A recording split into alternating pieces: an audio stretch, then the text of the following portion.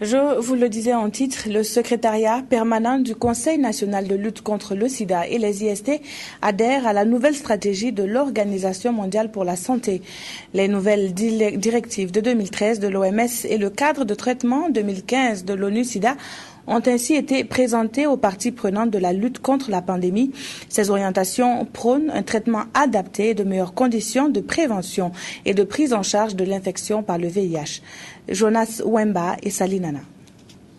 Détecter précocement les personnes présentant une infection à VIH, une tuberculose active ou un virus de l'hépatite B sévère et commencer leur traitement antirétroviral. Ce sont là quelques actions des nouvelles recommandations de l'OMS et de l'ONU-SIDA. Ce présent atelier vise à informer les acteurs nationaux des nouvelles orientations pour une meilleure appropriation et leur utilisation pour un traitement et une prévention efficace du VIH. Ces directives consistent à mettre plus de personnes sous traitement et à renforcer la prévention. On utilise maintenant le traitement comme un des moyens de prévention de la transmission du VIH. À partir de ce moment-là, en amont, nous devrons tout faire pour amener les uns et les autres à connaître leur statut de manière à ce qu'on les mette précocement sous traitement. Et en aval, il y a le fait qu'il faudrait travailler à rendre disponibles les traitements dans tout le Burkina, dans les coins les plus décentralisés.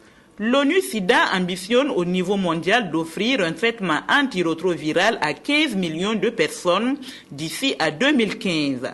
L'organisation onusienne soutient le gouvernement dans ce sens.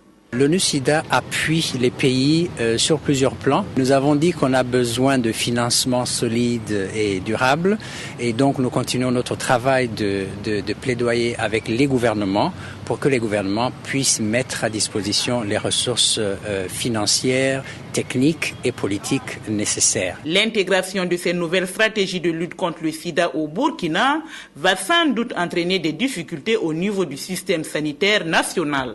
Avec ces nouvelles directives, le nombre de personnes ayant besoin d'ARV va augmenter de façon significative et ça va représenter